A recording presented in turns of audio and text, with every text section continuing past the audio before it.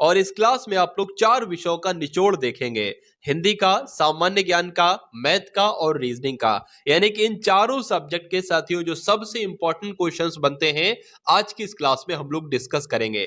और आप साथियों सिलेक्शन अगर पाना चाहते हैं तो ये समझ लीजिएगा कि इस क्लास का हर एक क्वेश्चन आपके मनोमस्तिष्क में है। तो क्लास में अगर बात करें साथियों, क्लास को आपको बहुत ध्यानपूर्वक देखना है और हर एक क्वेश्चंस को आप अपने मनोमस्तिष्क में स्टोर कीजिएगा, क्योंकि आप लोग साथियों एग्जाम में जो प्रश्न देखेंगे ना वो इसी क्लास से देखेंगे।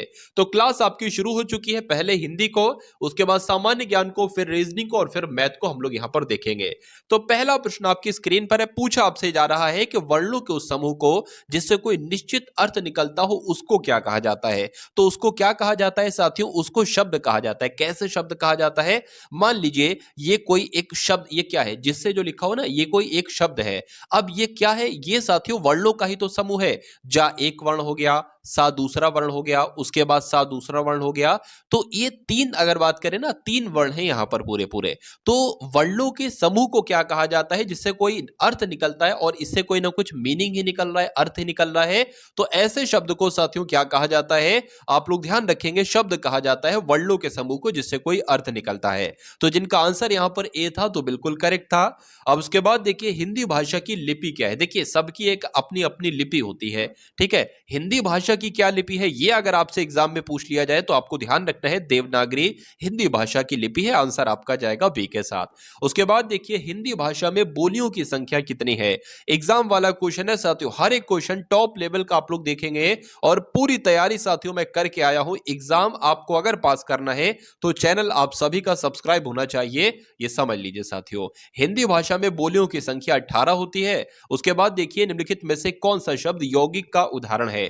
तो यौगिक का उदाहरण साथियों कौन सा है, यौगिक देखिए यौगिक कौन से शब्द होते हैं, वो शब्द यौगिक होते हैं जिनकी एक तरीके से संधि विच्छेद हो जाए, ठीक है। संधि विच्छेद किसकी हो सकती है साथियों, बात करें तो विद्यार्थी की हो सकती है, यानी कि विद्या हो जाएगा साथियों एक तरफ और अर्थी हो जाएगा साथियों एक तरफ। तो विद्या धन अर्थी साथियों क्या हो जाएगा, आपको ध्यान रखना है साथियों यौगिक शब्द कौन सा होगा, ऑप्शन नंबर बी वाला होगा। चलिए उसके बाद देखिए निम्नलिखित वर्णों में से कौन सा ऊष्म वर्ण है, ये आपसे पूछा जा रहा है साथियों, इसमें से कौन सा ऊष्म वर्ण हो जाएगा।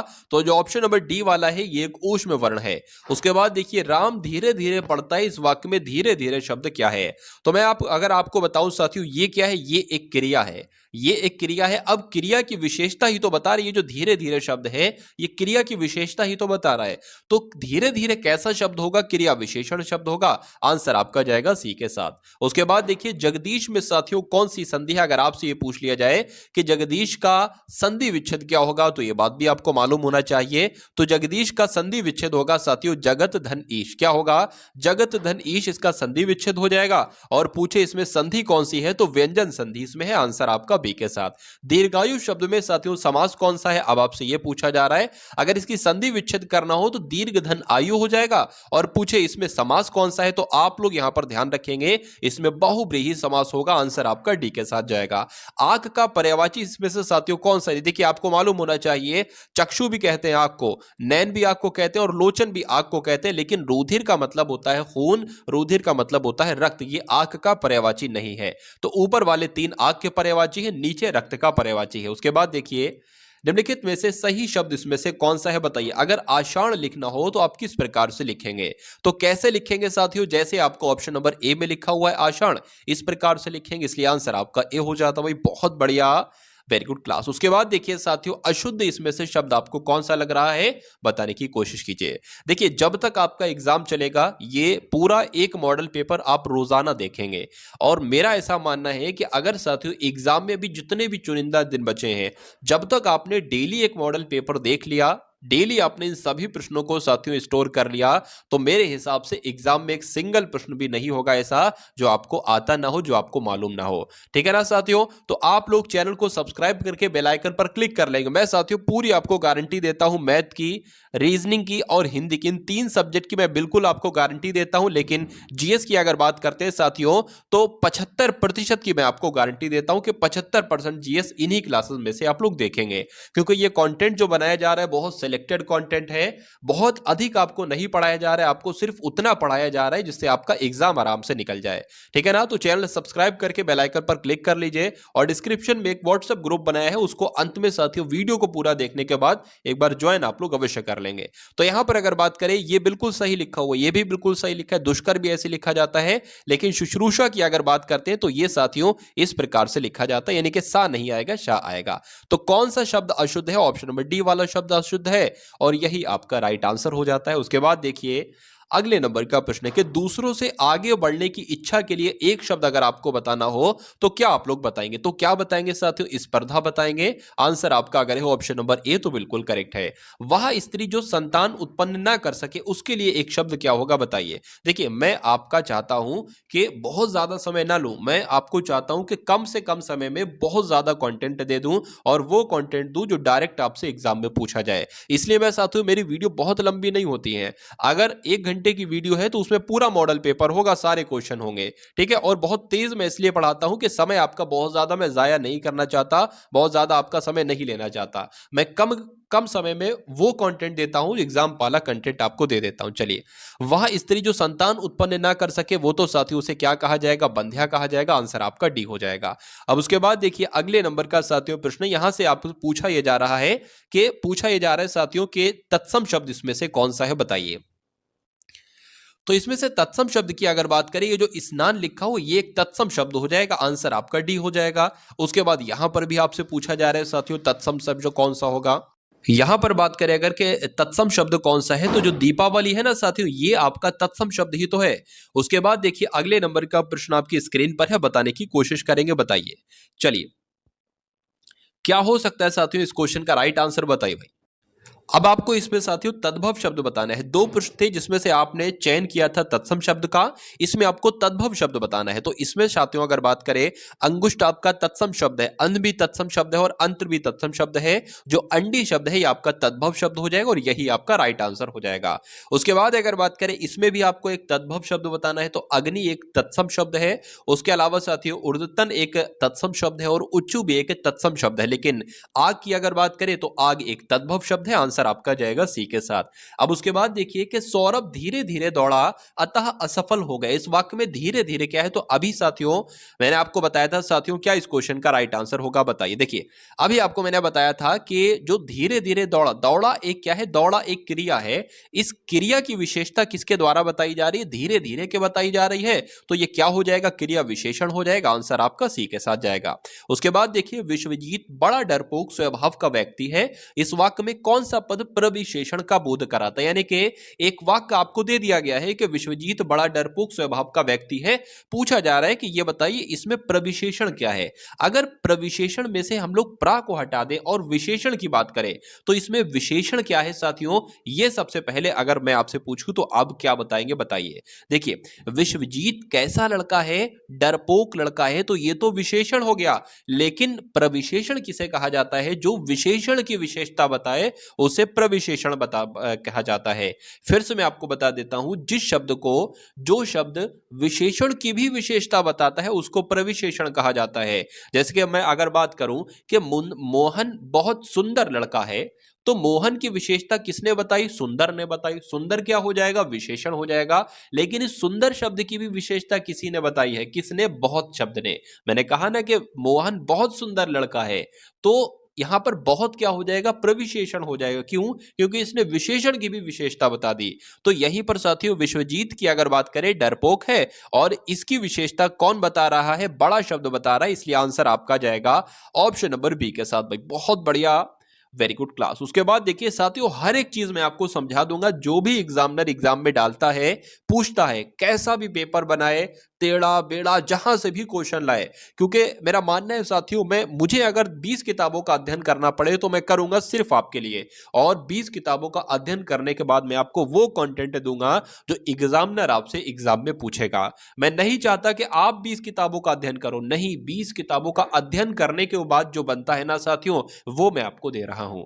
चलिए उसके बाद देखिए सम्मति का संधि विच्छेद साथियों आपसे यहां पर पूछा जा रहा है, तो बताने की कोशिश कीजिए, बताइए। चलिए, तो क्या इस क्वेश्चन का राइट आंसर हो सकता है? बताने की कोशिश करेंगे। सम्मति का संधि विच्छेद क्या होगा यहाँ पर आपसे पूछा जा रहा है, तो आप लोग यहाँ पर ध्यान रखेंगे समधनमति जो होगा वो सम्मति का संधि विच्छेद हो जाएगा। अगर बात करें साथियों, कुछ किताबों मैंने यहाँ पर ये भी देखा है, सतधनमति भी देखा है, कुछ कुछ किताबों में ऐसा लिखा हुआ है कि सम्मति का संधि विच्छेद क्या होगा, सतमति होगा। लेकिन अगर बात करें साथियों राइट आंसर की, तो ऑप्शन नंबर ए आप लोग यहाँ पर ध्यान रखेंगे। उसके बाद देखिए, 4 दिन की चांदनी एक मुहावरा, इसका अर्थ आपसे पूछा जा रहा है। थोड़े समय का सुख, अमावस्या की रात के बाद के 4 दिन, घर को साफ सुथरा रखना, या इनमें से कोई नहीं। तो थोड़े समय का सुख क्या कहलाता है साथियों, 4 दिन की चांदनी कहलाता है।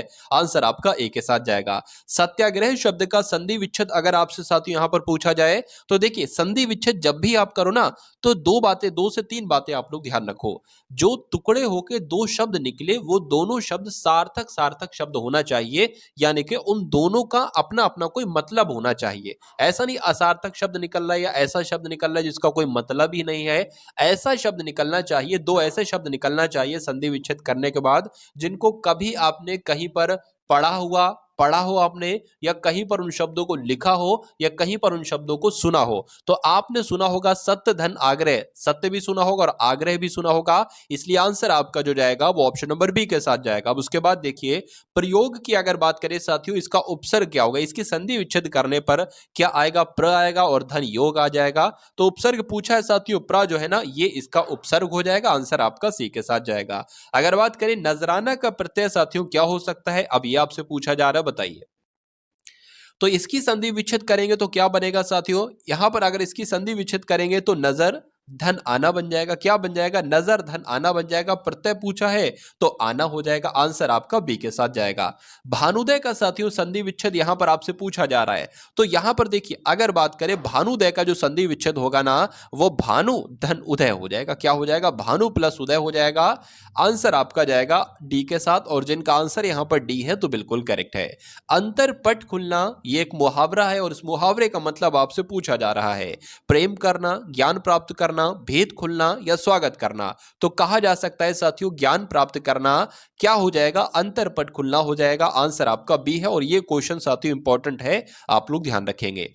कान नाक में कौन सा समास है, ये आपसे पूछा जा रहा है, बताइए। देखिए अगर किसी भी यहां पर अगर बात करें ना, किसी भी 2 शब्द लिखे हों, जैसे कि दिन और राज, और बीच में क्या हो, डैश हो, ठीक है ना, आज और कल और बीच में क्या हो, डैश हो, तो किसी भी शब्दों में 2 शब्दों में अगर डैश हो और पूछा जाए कौन सा समास है, तो उसमें साथियों हमेशा द्वंद्व समास होगा। यह बात आपको याद रखनी है। आंसर आपका जाएगा सी के साथ। भाषा की सबसे छोटी इकाई साथियों क्या होती है, बताइए। चलिए, तो भाषा की सबसे छोटी इकाई को क्या कहा जाता है, उसको वर्ण कहा जाता है। आंसर आप लोग ध्यान रखेंगे। आंसर आपका अगर है ऑप्शन नंबर डी के साथ तो बिल्कुल करेक्ट है। चलिए, अब उसके बाद देखिए साथियों, अगला प्रश्न है कि संयुक्त को छोड़कर हिंदी में मूल वर्णों की संख्या कितनी है। तो कितनी है साथियों, 44 है। आंसर आपका भी हो जाता है। कवि शब्द में कौन सी संज्ञा है, यह आपसे पूछा जा रहा है। देखिए अगर बात करें कवि क्या है, अब हमें ये तो पता नहीं है कि किस कवि की बात चल रही है ना, बहुत सारे कवि हैं।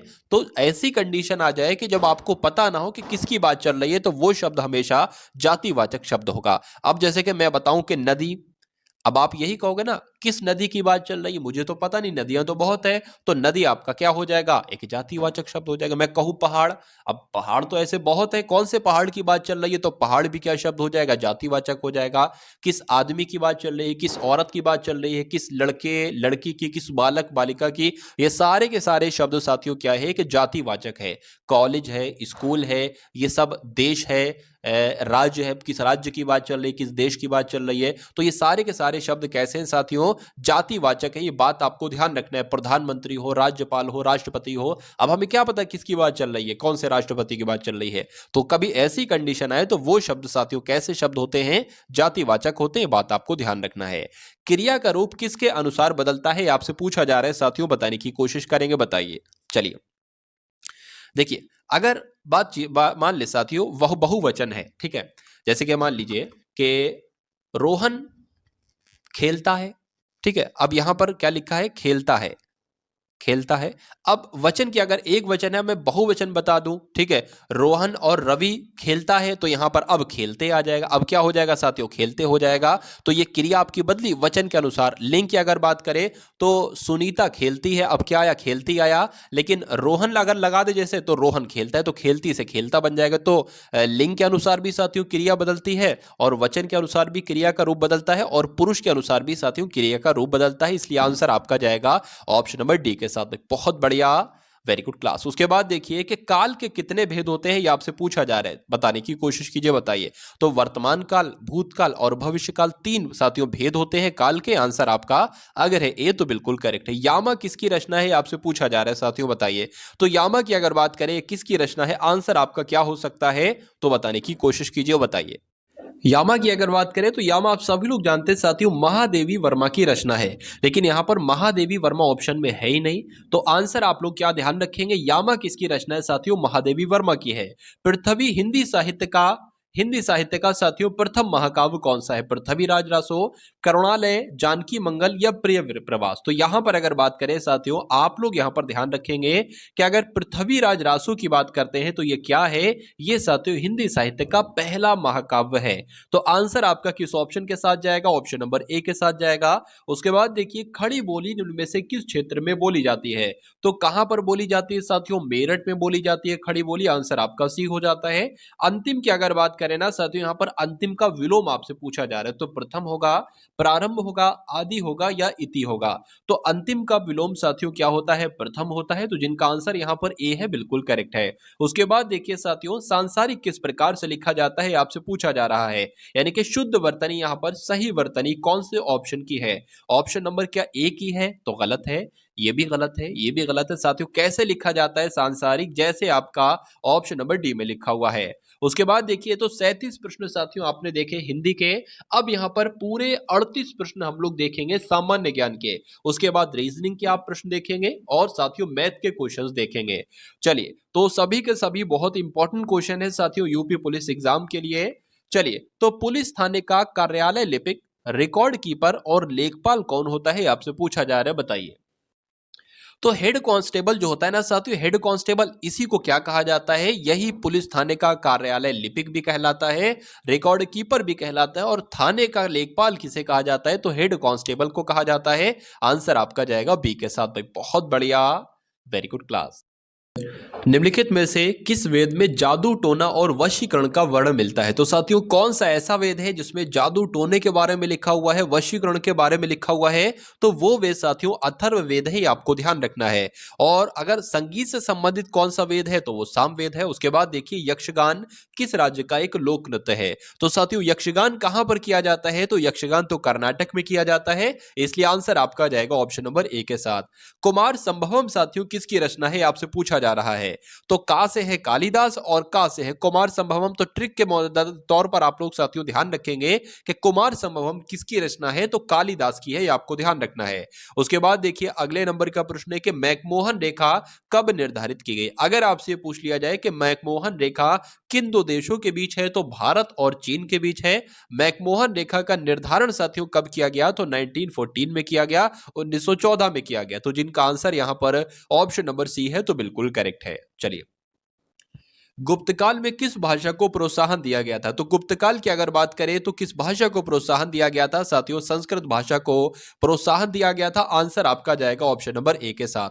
राज्यों के गवर्नर यानी कि राज्यपाल अपने आचरण के लिए किसके प्रति उत्तरदायी होते हैं। तो किसके प्रति उत्तरदायी होते हैं साथियों, राज्यपाल जो होते हैं ना, ये सीधे राष्ट्रपति के प्रति उत्तरदायी होते हैं, आपको ध्यान रखना है। आंसर आपका ऑप्शन नंबर बी के साथ जाएगा। सोडियम कार्बोनेट का व्यापारिक नाम क्या है, धोने का soda, carbonic soda, caustic soda, क्या होगा इसका राइट आंसर। तो आप लोग ध्यान रखेंगे साथियों, सोने का धोने का सोडा कहा जाता है किसको, सोडियम कार्बोनेट को।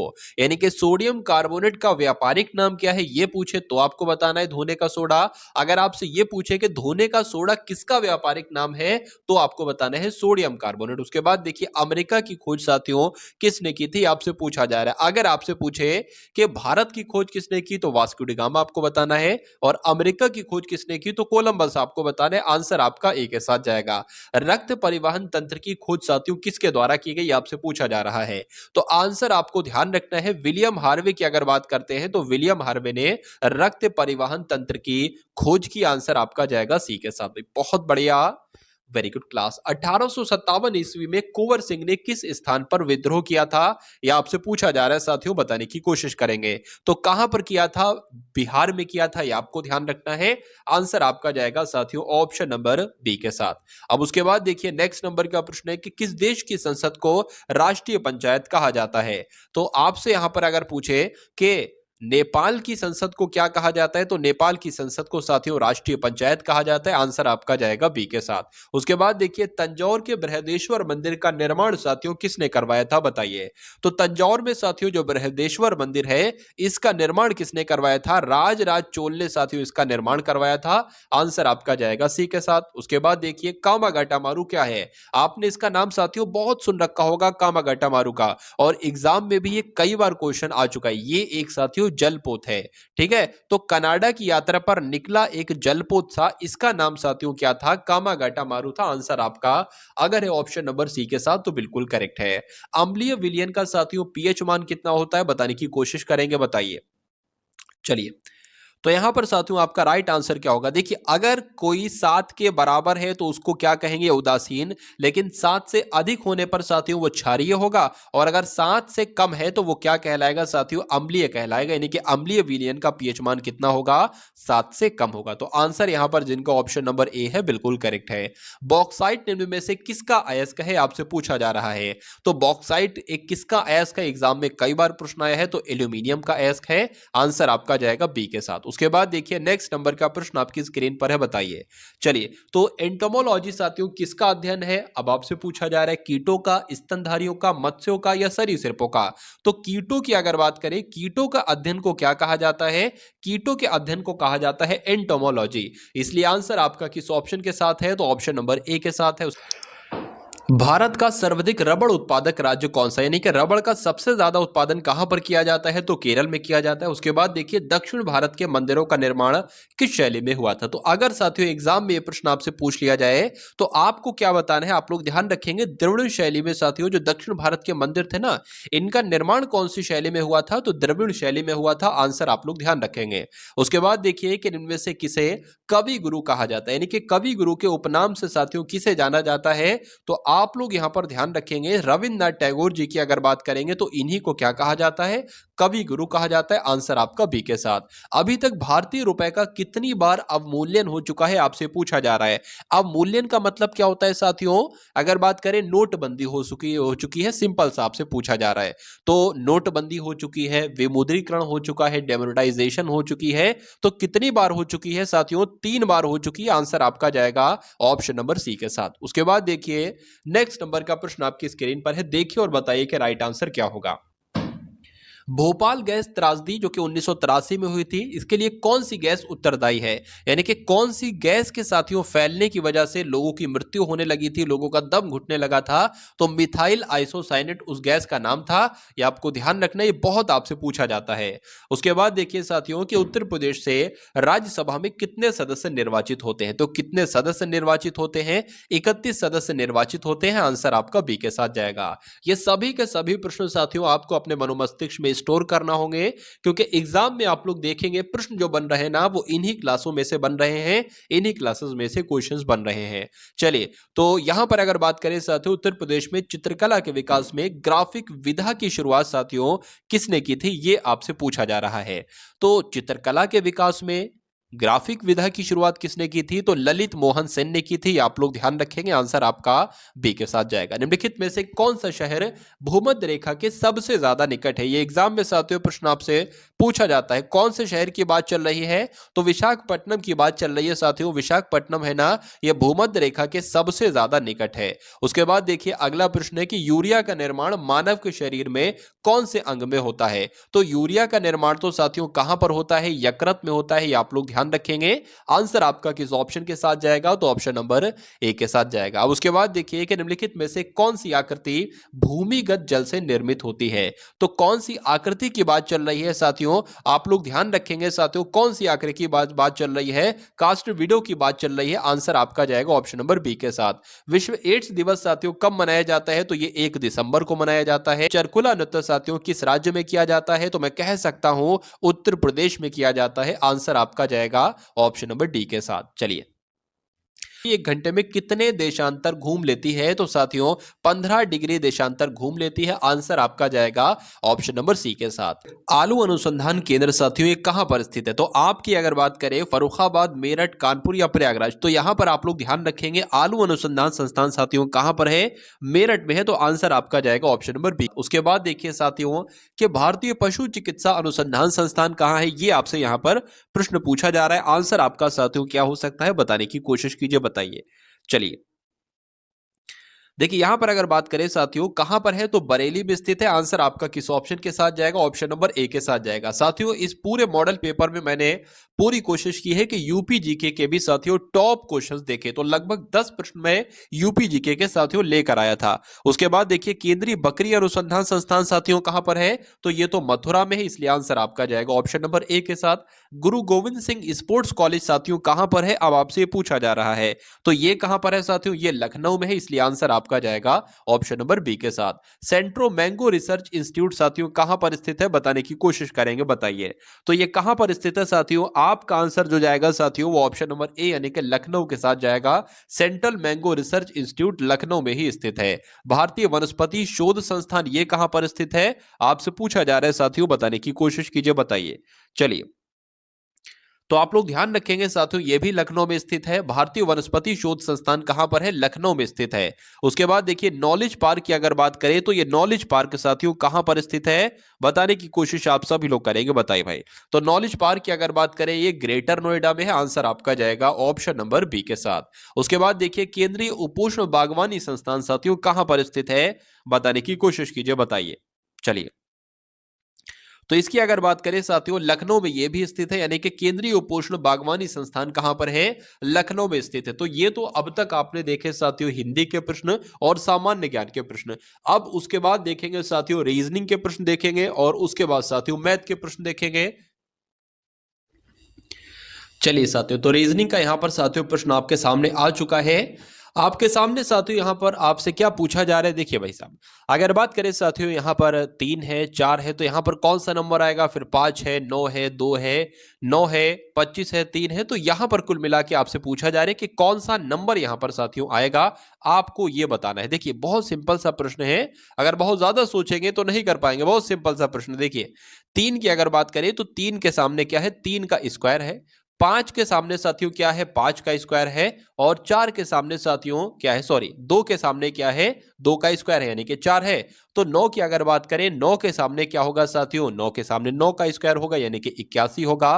तो क्या 81 ऑप्शन में है साथियों, बिल्कुल है। आंसर आपका जाएगा ऑप्शन नंबर डी के साथ। अब उसके बाद देखिए नेक्स्ट नंबर का प्रश्न आपकी स्क्रीन पर है। यहां पर आपसे साथियों पूछा जा रहा है कि उस विकल्प का चयन कीजिए जो नीचे दिए गए शब्द का दर्पण प्रतिबिंब यहां पर आपको दिखाएगा। यानी कि ये जो शब्द लिखे हुए लेटर लिखे, अगर यहां पर साथियों एक शीशा लगा दिया जाए तो ये शीशे में अक्षर कैसे दिखेंगे, शीशे में वैसे ही दिखेंगे, जो सबसे अंत वाला होगा वो सबसे पहले दिखेगा। और ये वाला अगर दर्पण में आप देखो तो ये कैसे दिखेगा, ये जैसा बना है वैसे ही दिखेगा। आर कैसा दिखेगा, आर का मुंह साथियों दाईं तरफ है, शीशे में इसका मुंह बाईं तरफ दिखेगा, यानी कि कुछ इस तरीके का साथियों दिखेगा। उसके बाद अगर ए की बात करें, ए जैसा है वैसा ही दिखेगा दर्पण में भी। और टी जैसा है, टी भी साथियों वैसा ही दिखेगा दर्पण में। ई की अगर बात करें, ई का मुंह साथियों दाईं तरफ है, हम क्या हो जाएगा, बाईं तरफ हो जाएगा। उसके बाद आर का कैसा मुंह हो जाएगा, बाईं तरफ हो जाएगा। सी का मुंह भी इधर ही हो जाएगा और ई का मुंह भी साथियों इधर ही हो जाएगा। और एस कैसे बनेगा, एस साथियों ऐसे बनेगा।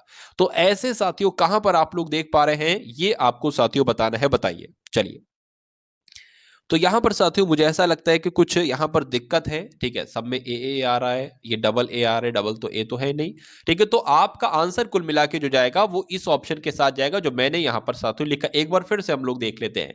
वाई ऐसा है, वाई वैसे ही रहेगा, आर का वो इधर उधर हो गया, ए भी ठीक बनाया, टी भी ठीक है, उसके बाद ई भी ठीक है, आर भी ठीक है, सी भी ठीक है, ई भी ठीक है और एस भी ठीक है।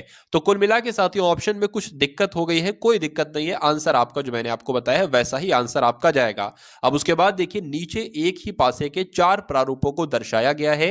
इस पासे के एक बिंदु वाले फलक के विपरीत फलक पर बिंदुओं की संख्या क्या होगी। जैसे कि पूछा यह गया है कि जो फलक पर एक बिंदु बनी है उसके विपरीत आपसे पूछा जा रहा है। जैसे कि अगर साथियों यहां पर हम लोग बात करें, यहां पर एक बना हुआ है तो कौन सी दिशा पूछी जा रही कि यहां पर कौन सा, बताइए कितने नंबर होंगे। ये तीन वाला नहीं है, तीन के जो उधर को है, तीन के जो इधर को है साथियों, ये आपसे पूछा जा रहा है कि इसमें कौन से कितने नंबर होंगे। तो इसको करने का एक आसान सा तरीका साथियों देखिए ये भी है। जैसे कि यहां पर अगर बात करें, एक है, एक का विपरीत आपसे पूछा जा रहा है, तो या तो एक का विपरीत दो भी नहीं हो सकता तो ये ऑप्शन कट जाएगा, और तीन भी नहीं हो सकता, अगर तीन ऑप्शन में होगा साथियों तो वो भी कट जाएगा। हाँ, तो एक तो साथियों ये नहीं हो सकता उत्तर, ठीक है, और एक ये नहीं हो सकता क्योंकि ये तो बगल वाले हैं ना, एक के बगल वाले हैं। और हम लोग देख लेते हैं, एक दो तीन चार पांच, अगर पांच ऑप्शन में होगा तो वो भी उत्तर नहीं होगा। एक तो ऐसे आप पहुंच सकते हैं सही उत्तर तक, लेकिन दूसरा तरीके की इसकी अगर बात करें तो दूसरा तरीका एक अच्छा वाला ये भी है साथियों। जैसे कि एक का विपरीत आपसे पूछा जा रहा है, आप ये देखिए कि एक के दो दिशाएं हमें पता है, एक तो दो आ रहा है और एक तीन आ रहा है। क्या ऐसा कोई पासा है जिसमें हमें दो भी नंबर दिखे, दो पॉइंट वाला भी दिखे और तीन पॉइंट वाला भी दिखे? ढूंढिए जरा, इसमें है तो इसमें नहीं दिख रहा है, इसमें दिख रहा है साथियों, इसमें भी नहीं दिख रहा है, इसमें दिख रहा है बिल्कुल। दो फलक वाला हमें दिख रहा है, दो पॉइंट वाला दिख रहा है और दो पॉइंट वाला हमें यहां पर भी दिख रहा है। उसी प्रकार तीन पॉइंट वाला हमें यहां पर दिख रहा है और तीन पॉइंट वाला हमें यहां पर भी दिख रहा है। तो ये चीज और ये चीज देखिए, और उसके अलावा ये चीज और ये चीज साथियों सेम है ना, तो एक का विपरीत क्या होगा, एक का विपरीत यही वाला होगा। ये रूल कहता है इस टाइप के, इसी टाइप से साथियों क्वेश्चन आपके आते हैं और पूछे जाते हैं। तो एक पॉइंट का बिंदु क्या हो जाएगा, 6 हो जाएगा, इसलिए आंसर आपका जाएगा ऑप्शन नंबर डी के साथ। उसके बाद देखिए नेक्स्ट नंबर का क्वेश्चन आपकी स्क्रीन पर है, बताइए। प्रश्न में एक शब्द दिया गया है, उसके बाद दिए गए वैकल्पिक शब्दों में से उस शब्द को चुनना है आपको जो दिए गए मूल शब्द के अक्षरों से नहीं बनाया जा सकता। मुझे यहां पर यह बताइए, अगर ऑप्शन नंबर ए को उठाते हैं, क्या टीडी यहां पर यानी कि TINY यहां पर है या नहीं है? टी भी है, उसके बाद आई भी है और उसके बाद साथियों एन भी है और वाई भी है, तो ये तो बन सकता है। फॉर्म की अगर बात करें तो FORM यानी कि फॉर्म शब्द भी बन सकता है इन लेटर से। रेंट की अगर बात करें, क्या रेंट साथियों बन सकता है? तो आर हो गया, आर आपका हो गया। ई यहां पर है, ई यहां पर साथियों मुझे नहीं दिख रहा है, आई है, ई नहीं है। तो अगर कह सकते हैं साथियों ये वाला शब्द जो है ये इन लेटर से नहीं बन सकता है, और यही आपसे पूछा गया था कि कौन सा नहीं बन सकता है, तो ऑप्शन नंबर सी नहीं बन पाएगा और यही आपका क्या होगा, राइट आंसर हो जाएगा। चलिए उसके बाद देखिए साथियों नेक्स्ट नंबर का क्वेश्चन आपकी स्क्रीन पर है, बताइए क्या इस क्वेश्चन का राइट आंसर साथियों हो सकता है। तो यहां पर लिखा हुआ, यदि किसी सांकेतिक भाषा में MARCH को PXUZK लिखा जाता है तो APRI को क्या लिखा जाएगा, L को क्या लिखा जाएगा। तो इसकी साथियों कोडिंग एक तरीके से हम लोग कर लेते हैं। तो M जो आता है ना साथियों वो कितने पर आता है, 13 पर, A 1 पर आता है, R 18 पर आता है और C 3 पर आता है, H आपका 8 पर आता है। उसके बाद अगर बात करें PX की बात करें तो P 16 पर आता है, X आपका साथियों 24 पर आता है और U 21 पर आता है और आपका Z 26 पर आता है और K आपका 11 पर आता है। यहां पर अगर बात करें, देखिए यहां पर 3 की बढ़ोतरी हुई है, साफ साफ नजर आ रही है। यहां पर भी 3 की बढ़ोतरी हुई है, साफ साफ नजर आ रही है। और अगर साथियों यहां पर बात करें जो 18 से 21 हुआ, यहां पर भी 3 की ही बढ़ोतरी नजर आ रही है। क्या यहां पर भी 3 की बढ़ोतरी ही साथियों नजर आ रही है? नहीं। क्या यहां पर 3 की बढ़ोतरी नजर आ रही? नहीं। यहां पर 3 बड़ा है और यहां पर 3 घटा है, फिर से यहां पर 3 बड़ा है, फिर से यहां पर 3 घटा और फिर से यहां पर 3 बड़ा है। अरे भाई अगर बात करें साथियों, Z जो आता है ना साथियों 26 पर आता है, अगर हमें इसमें से 3 घटाना हो तो 23 ही तो बचेगा, यानी कि W आ जाएगा। अगर उसी प्रकार बात करते A आपका क्या, A आपका 1 पर हो, इसमें से अगर हमें 3 घटाना है तो क्या आ जाएगा साथियों, यहां पर साथियों 24 नंबर पर जो आपका WX ही तो आ जाएगा 24 वाला। ठीक, तो उसी से साथियों ये आपको यहां पर बताया गया है और समझाया गया है। चलिए तो इसमें भी क्या करेंगे साथियों, अगर बात करें सबसे पहले ए 3 बढ़ाया गया है तो इसमें हम 3 बढ़ाएंगे, क्या आ जाएगा, डी आ जाएगा। उसके बाद इसमें हम क्या करेंगे, 3 घटा देंगे, तो जब 16 में 3 घटाएंगे 13 आता है, और 13 पर क्या होता है साथियों, एम होता है। तो डीएम कहीं पर लिखा है, डीएस लिखा है और डीएम लिखा है, तो यही आपका साथियों राइट आंसर हो जाएगा। एग्जाम में बहुत जल्दी जल्दी आपको करना है, लेकिन मैं आपको समझा रहा हूं इसलिए यहां पर थोड़ा सा समय लग रहा है। अब यहां पर फिर से 3 बढ़ जाएगा, आर 18 पर होता है, यू आपका 21 पर होता है, फिर अब 3 घट जाएगा, 9 होता है आई पर, आई जो होता है वो 9 पर होता है, 6 हो जाएगा साथियों, यहां पर एफ आ जाएगा, फिर अब इसमें 3 बढ़ जाएगा, एल होता है 12 पर 15 आ जाएगा, यानी कि ओ आ जाएगा। तो आंसर अगर आपका है ऑप्शन नंबर ए के साथ, तो बिल्कुल करेक्ट भाई, बहुत बढ़िया, वेरी गुड क्लास। अब उसके बाद देखेंगे नेक्स्ट नंबर का क्वेश्चन आपकी स्क्रीन पर, बताइए समीकरण 5 + 6 - 3 - 12 × 2 = 17 हो को सही करने के लिए कौन से चिन्ह का प्रयोग करेंगे। देखिए इस सवाल, अगर इस प्रकार का सवाल अगर आपके एग्जाम में आता है और ऐसे करके ऑप्शन दे रखा हो, तो इसका मतलब ये होता है कि माइनस की जगह पर प्लस लगाना है और प्लस की जगह पर माइनस लगाना है, अगर ये उत्तर सही होगा, मतलब कुल मिला के बराबर आ जाए। पहले हम ऑप्शन नंबर 1 वाले को उठाते हैं और जहां पर भी माइनस लगा होगा वहां पर प्लस लगा देंगे, और जहां पर प्लस लगा होगा वहां पर माइनस लगा देंगे। ऐसा करने पर अगर 17 आ जाए तो यही आंसर होगा, नहीं आएगा तो हम बी वाले को चेक करेंगे। एक बार इसको देख लेते हैं साथियों, 5 6, एक सेकंड, देखिए 5 यहां पर हो गया, ठीक है, उसके बाद साथियों 6 हो गया, फिर 3 हो गया, फिर 12 हो गया, फिर 2 हो गया, और बराबर क्या आना चाहिए, 17 आना चाहिए। तो प्लस है तो साथियों माइनस कर देंगे, क्योंकि प्लस माइनस का ही तो करना था। उसके बाद माइनस है तो प्लस कर देंगे। उसके बाद साथियों क्या आ गया, यहां पर माइनस है तो प्लस कर देंगे, गुणा था, गुणा गुणा का गुणा ही रहेगा। तो अब इसको कैलकुलेट करके क्या 12 आएगा साथियों, 12 दूना आपका सॉरी 17 आएगा, 12 दूना तो आपका ये 24 हो जाएगा, प्लस हो जाएगा, उसमें से साथियों माइनस, यहां पर माइनस का 1 आ जाएगा, प्लस का 3 आ जाएगा। ये तो साथियों 17 किसी कीमत पे नहीं होगा। कैसे नहीं होगा, माइनस साथियों हो जाएगा, यहां पर आपका बचेगा 2 बचेगा, ठीक है, तो ये तो इसमें जुड़ जाएगा एक तरीके से, तो ये नहीं होगा। आप दूसरे वाले को एक बार चेक करते हैं, इस वाले को, यानी कि जहां पर भी प्लस दिखे गुणा लगा देना और गुणा दिखे प्लस लगा देना। तो 5 आपका हो गया, 6 हो गया, 3 हो गया, 12 हो गया, और साथियों 2 हो गया। इसको कैलकुलेट करके 17 आना चाहिए। देखते हैं हम लोग, प्लस की जगह पर गुणा और गुणा की जगह पर प्लस, तो प्लस है तो गुणा लगा दिया, माइनस से कोई लेना देना नहीं साथियों, माइनस में गुणा है तो साथियों फिर से प्लस लगा दिया। 5 छंग आपका क्या हो जाएगा, 30 हो जाएगा, माइनस आपका ये क्या हो जाएगा साथियों, देखिए माइनस माइनस एक तरीके से क्या हो जाएगा, माइनस माइनस एक तरीके से प्लस हो जाएगा, यानी कि 12 और 3 15 हो जाएगा, लेकिन आएगा 15 का ही, माइनस का ही 15 आएगा, प्लस आपका 2 हो जाएगा। अब अगर बात करें साथियों 30 में से 15 जाएगा, कितना बचेगा, 15 बचेगा, प्लस 2 बचेगा, बराबर क्या आना चाहिए था, बराबर आपका 17 आना चाहिए था, और 15 + 2 आपका 17 ही होता है। तो कौन सा आंसर आपके साथ जाएगा साथियों, ऑप्शन नंबर बी वाला आपका आंसर हो जाता है। अब उसके बाद देखिए नेक्स्ट नंबर का क्वेश्चन आपकी स्क्रीन पर है।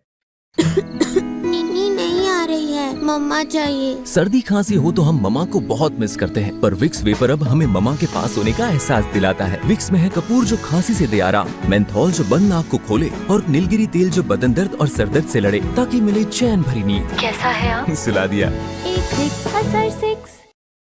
यहां पर अगर बात करें नीचे दी गई आकृति में कितने आयत हैं, बताइए। देखिए अगर आयत पूछे ना, आयत पूछे तो कभी भी वर्ग को ना जोड़ लो, कभी भी वर्ग को ना जोड़ना, लेकिन अगर पूछे कितने वर्ग हैं तो उसमें हम आयत को जोड़ सकते हैं। तो इसमें कितने आयत होते हैं, आयत की अगर बात करें साथियों, आयत की अगर बात करें इस टाइप का कुछ आयत होता है, ठीक है। तो यहां पर साथियों एक आयत, देखिए ये आयत नहीं होगा, ये आयत नहीं होगा, और ना ये आयत होगा, ये तो वर्ग कहलाएंगे भाई साहब, ये वर्ग कहलाएंगे। तो आयत कहां कहां है, एक आयत तो साथियों आपको यहां से लेकर ये मिला, ये आपका हो गया एक आयत, ठीक है, ये एक आयत हो गया। दूसरा आयत की अगर बात करें, दूसरा आयत आपका ये हो गया, दूसरा आयत आपका साथियों ये हो गया, ये दूसरा आयत हो गया। तीसरे आयत की अगर बात करें, तीसरा आयत आपका ये हो गया, ये तीसरा आयत हो गया। चौथे आयत की अगर बात करें, चौथा आयत आपका ये हो गया, ठीक है, चौथा आयत ये हो गया। अब पांचवें आयत की अगर बात करें तो उसी प्रकार से पांचवा आयत आपका ये हो गया, छठा आयत आपका ये हो गया, सातवां आयत ये हो गया साथियों, और आठवां आयत ये हो गया। उसके अलावा तो मुझे कहीं आयत नहीं नजर आ रहे हैं, वर्ग नजर आ रहे हैं। तो कितने आयत हैं साथियों, इसमें 8 आयत हैं, ये आप लोग ध्यान रखेंगे, आंसर आपका जाएगा सी के साथ। अब उसके बाद देखिए साथियों नेक्स्ट नंबर का क्वेश्चन आपके स्क्रीन पर है, देखिए और बताइए राइट आंसर यहां पर क्या हो सकता है, बताइए। चलिए अगर बात करें, देखिए यदि आलोक अर्पित से लंबा है तो क्या कर लेंगे साथियों, आलोक जो है ना वो अर्पित से लंबा है, हम बना लेंगे यहां पर, ठीक है, आलोक जो है ना आलोक क्या बताया गया है, आलोक जो है वो अर्पित से लंबा है। अर्पित के ऊपर ही तो हमने कर दिया, अर्पित के ऊपर कर दिया हमने आलोक को। लेकिन आशीष से नाटा है। किसकी बात चल रही, आलोक की बात चल रही। आलोक अर्पित से तो लंबा है, लेकिन आलोक जो है ना वो आशीष से नाटा है, तो आशीष को हमने इसके ऊपर रख दिया, आशीष को इसके ऊपर रख दिया। उसके बाद लिखा हो कि फिर से अभी भी आलोक की बात चल रही है, और उतना ही लंबा है जितना रवि है, यानी कि आलोक उतना ही लंबा है लगभग लगभग जितना रवि है। ठीक है, तो रवि यहां पर आ जाएगा। उसके बाद लिखा है लेकिन हरीश से लंबा है, लेकिन हरीश से लंबा है, क्या लिखा हुआ है, लेकिन हरीश, फिर से एक बार देख लेते हैं। यदि आलोक अर्पित से लंबा है तो आलोक जो है ना वो अर्पित से लंबा है, लेकिन आशीष से नाटा है, लेकिन आलोक जो है वो आशीष से नाटा है और उतना ही लंबा है, उतना ही लंबा है जितना कि रवि, उतना ही लंबा है जितना रवि, लेकिन हरीश से लंबा है। अच्छा, हरीश से लंबा है, किसकी बात चल रही है, आलोक की बात चल रही है। तो आलोक जो है ना साथियों हरीश से लंबा है। अब हरीश कहां पर आएगा, हरीश यहां पर आएगा, यानी कि हरीश जो है ना, इतना हमें पता है, हरीश आलोक से छोटा है, रवि से छोटा है और आशीष से छोटा है, इतना हमें पता है। हमें यह नहीं पता कि अर्पित से भी छोटा है क्या। तो यहां पर साथियों आपको बताने कौन सा सही होगा, उतना ही लंबा है। तो हरीश की बात यहां पर पूछी जा रही है कि हरीश के बारे में बताना है कि हरीश जो है ना वो उतना ही लंबा है जितना आलोक। तो क्या आलोक तो भाई ऊपर है, आलोक तो लंबा है ज्यादा हरीश से, तो ये तो गलत हो जाएगा। अर्पित से क्या नाटा है, मतलब जो हरीश है क्या अर्पित से नाटा है, ये तो अर्पित के ऊपर लिखा है, अर्पित के अगर नीचे में लिखता तो कह सकते थे, तो ये भी हम लोग नहीं कह सकते, ये भी आपका उत्तर नहीं हो सकता। आशीष से लंबा है क्या, क्या हरीश जो है क्या आशीष से लंबा है, आशीष तो यहां पर है, हरीश उससे लंबा कैसे हो जाएगा। अगर हरीश की बात करते हैं तो ये आशीष से, आलोक से और रवि से छोटा है। उसके बाद लिखा है आलोक से नाटा है क्या, यानी कि जो हरीश है वो क्या आलोक से नाटा है, तो हाँ आलोक से तो नाटा ही है साथियों, यानी कि छोटा ही है। तो बात करें साथियों इन चारों में से कौन सा बिल्कुल सही होगा, तो ऑप्शन नंबर डी वाला वाक्य बिल्कुल सही होगा। उसके बाद देखिए नेक्स्ट नंबर का क्वेश्चन आपकी स्क्रीन पर है, बताइए। चलिए, जैसे कि अगर बात करें 27 का संबंध साथियों 3 से है, तो 873 का संबंध किससे होगा। तो यहां पर आप लोग देख पा रहे होंगे कि 3 का क्या कर दिया गया है साथियों, स्क्वायर किया गया है, नहीं 3 का क्यूब किया गया है, 3 का स्क्वायर तो 9 होता है, तो 3 का स्क्वायर किया गया है, तो ये 27 आ गया है। तो अब आपको ये बताना है किसका स्क्वायर, सॉरी किसका क्यूब यहां पर होता है, क्या 873, क्या 873 किसी का क्यूब होता है साथियों या नहीं होता है। अगर बात करते हैं 9 की तो 729 होता है 9 का, ठीक है, तो ये तो साथियों बन नहीं पाएगा। अगर बात करें यहां पर कोई 8 वाट है नहीं, तो इसमें कुछ और तरीका साथियों लगेगा। अगर बात करें साथियों 3 की गुणा हमने किससे कराई, 9 से कराई, तो यहां पर 27 आया। क्या हम 9 की गुणा 9 से कराएं तो ये 873 बन सकता, पॉसिबल ही नहीं है। उसके बाद साथियों अगर बात करें यहां पर 97 की अगर हम गुणा करके एक बार देखें 9 से, 97 की गुणा 9 से कराए तो क्या 873 आ सकता है।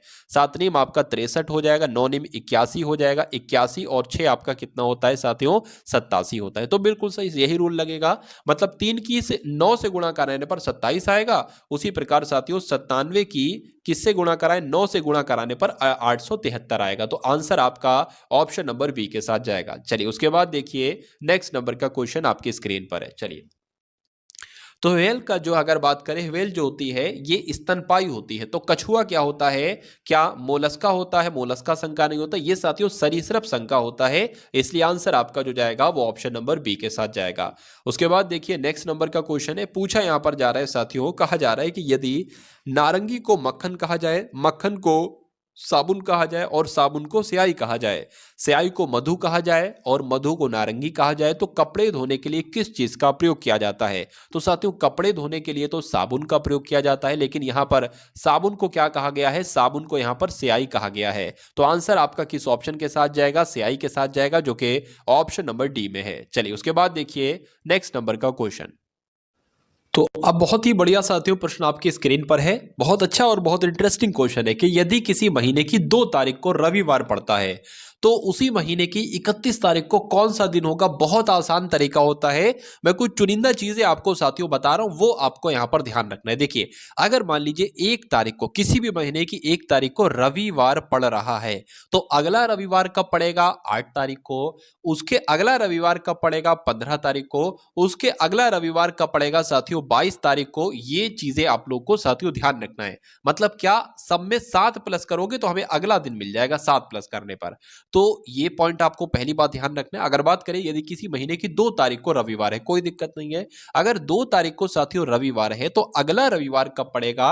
9 तारीख को पड़ेगा। उसके अगला रविवार कब पड़ेगा? 16 तारीख को पड़ेगा। और उसके अगला रविवार साथियों कब पड़ेगा? 23 तारीख को पड़ेगा। और अगर बात करें इसमें कुछ नहीं साथियों, 7 प्लस कर दोगे तो अगला रविवार आ जाएगी, यानी कि 24, 25, 26, 27, 28, 29, 30, यानी कि 30 तारीख को साथियों अगला रविवार पड़ेगा। यानी कि 30 तारीख को भी रविवार होगा, तो जाहिर सी बात है 31 तारीख को क्या होगा साथियों? सोमवार होगा। तो यही तो आपसे पूछा जा रहा है कि उसी महीने की 31 तारीख को कौन सा दिन होगा? तो सोमवार होगा। आंसर आपका जाएगा डी के साथ। और जिनका आंसर यहां पर डी है तो बिल्कुल करेक्ट भाई, बहुत बढ़िया, वेरी गुड क्लास। चलिए अब उसके बाद देखिए साथियों, इसमें से आपसे पूछा जा रहा है कि सबसे अलग इसमें से कौन सा है, बताइए सबसे विषम कौन सा है। देखिए सबसे पहले लेटर पोजीशन हम लोग यहां पर कर लेते हैं। बी होता है 2 पर, सी होता है 3 पर, डी होता है 4 पर और जी होता है 7 पर। उसके बाद साथियों यू होता है 21 पर, डब्ल्यू होता है 23 पर और एक्स होता है 24 पर, जेड होता है 26 पर। उसके बाद अगर बात करें पी 16 पर, आर 18 पर, एस 19 पर साथियों और यू 21 पर होता है।